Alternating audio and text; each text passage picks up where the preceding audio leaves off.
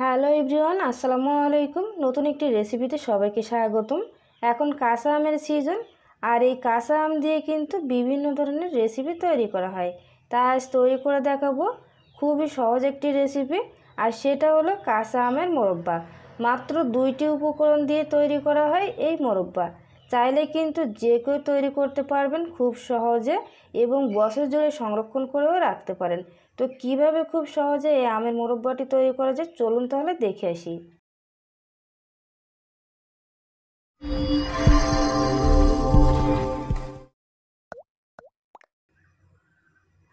আমের মোরব্বা তৈরি করার জন্য আমাদের লাগবে কাঁচা আম। আর কাঁচা আমগুলো কিন্তু অবশ্যই এরকম ধরনের শক্ত টাইপের আম হতে হবে। খুব বেশি নরম আম হলে কিন্তু এই রেসিপিটা করা যাবে না। তো আমি খোসাটাকে ছাড়িয়ে নিলাম, তারপর এখন কেটে নিব। আর অবশ্যই কিন্তু আটিটা বা বিচিটা শক্ত হবে, এরকম ধরনের আম নেওয়ার চেষ্টা করবেন, তাহলে খুব সুন্দর কিন্তু হবে এই মোরব্বাটা। তো আমি ছুরি দিয়ে খুব ভালোভাবে কেটে নিলাম। এখন ভিতরের যে বিচিটা আছে সেটা ফেলে দিব। তো দেখতে পাচ্ছেন কীরকম ধরনের আম নিলে সবথেকে ভালো হবে। দেখুন এরকম ভিতরের যে আবরণটা আছে এটা একটু শক্ত টাইপের হবে।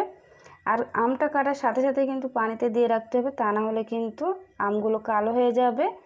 যেহেতু আমের মোরব্বা তৈরি করবো, তো খুব সহজে যাতে ভিতরে মিষ্টিটা পৌঁছে যায় বা চিনি শিরাটা যায়, এই জন্য কিন্তু কাঁটা চামচ বা টুথপিক দিয়ে খুব ভালোভাবে এটাকে এভাবে ছিদ্র করে নিতে হবে বা কেচে নিতে হবে। এই কাজটা যদি খুব সুন্দরভাবে করতে পারেন, সেক্ষেত্রে কিন্তু আপনার সময়টা অনেক কম লাগবে মোরব্বা তৈরি করতে।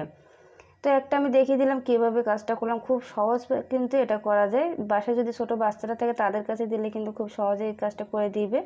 তো আমি এভাবে করে সবগুলো আমের গায়ে বা এইভাবে করে মোরব্বাটা রেডি করে নিব। মানে আমের গায়ে কিন্তু এভাবে ছিদ্র অবশ্যই করে নিতে হবে। এখন পানিতে দিয়ে দিলাম।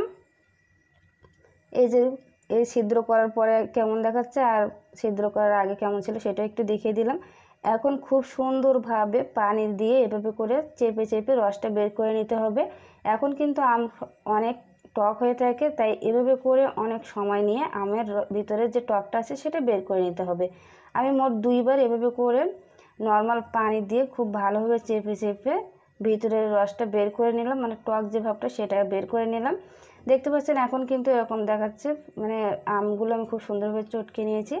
এখন একটা জিনিস মিশিয়ে রাখবো, সেটা হলো চুন। আপনারা যদি চুনের পরিবর্তে অন্য কিছু দিতেছেন, সেটা হলো ভিনিগার দিয়ে কিন্তু ভিজিয়ে রাখতে পারেন। ভিনিগার বা লেবু দিয়ে, লেবু না, লবণ দিয়ে, ভিনিগার আর লবণ পানি মিক্স করে কিন্তু তার ভিতরে 2 ঘন্টা ভিজিয়ে রাখতে পারেন। তো আমি এখানে অল্প পরিমাণ চুন দিয়ে দিলাম, যেহেতু আমার হাতের কাছে চুনটা ছিল তাই চুনটা দিয়ে দিলাম। চুনটা দিয়ে 2 ঘন্টার জন্য এভাবে পানির ভিতরে রেখে দিব। এভাবে রেখে দিলে কি হবে, আমগুলো কিন্তু অনেকটাই শক্ত হয়ে যাবে, আর রান্না করার পরে কিন্তু একদমই ভেঙে যাবে না। তো এভাবে এক সাইডে রেখে দিব। 2 ঘন্টা পরে ফিরে আসব। তো দেখুন আমগুলো 2 ঘন্টা পরে কী অবস্থা এসে সেটা একটু দেখিয়ে দিই। এখন আমি আমগুলোকে খুব ভালোভাবে নর্মাল পানি দিয়ে পরিষ্কার করে নিব। 2 ঘন্টা কিন্তু এভাবেই ছিল। তারপর এখন আমি নিংড়িয়ে খুব ভালোভাবে চুনের পানি এবং ভিতরে যে রসটা টক আছে সেটা এভাবে করে বের করে নিলাম। খুব সুন্দরভাবে কিন্তু চুনের পানিটা বের করে নিতে হবে। তো চুনের পানি ভিজানোর পরে আমি কিন্তু আরও 3বার এভাবে করে পানিটা বের করে নিয়েছি, যাতে চুনের পানি এবং ভিতরে যে টক ভাবটা আছে সেটা বেরিয়ে যায়। মোট আমি 5বার এভাবে করে পানি চেপে বা পানি দিয়ে নিংড়িয়ে ফেলে দিয়েছি। এখন কিন্তু টক ভাবটা নেই। এখন আমি চুলায় একটা প্যান বসিয়ে 2 টুকরো দারুচিনি এবং 2টা এলাচ দিয়ে দিলাম। সাথে আমি 2 কাপ পরিমাণ চিনি দিয়ে দিলাম। আমার প্রায় 400 গ্রামের মতো এখানে আম আছে। এখন আমি 1 কাপ পরিমাণ পানি দিয়ে দিলাম। জাস্ট 2 মিনিট জাল করে নিব। 2 মিনিট জাল করে নিয়ে এর ভিতরে যে আমের এগুলো রেখে দিয়েছিলাম সেগুলো দিয়ে দিব। এটা দিয়ে আমি একদমই মিডিয়াম আছে 5 মিনিট জাল করে নিলাম। দেখুন 5 মিনিট জাল করার সাথে সাথে কিন্তু এমনটা কালার চলে এসেছে।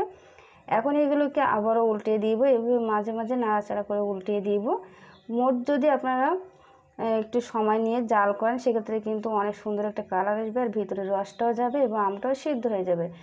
তবে যদি ছিদ্রটা একটু কম হয়, সেক্ষেত্রে কিন্তু সময় কম বেশি লাগতে পারে। আমি এটাকে 20 মিনিট সময় নিয়ে রান্না করে নিয়েছি।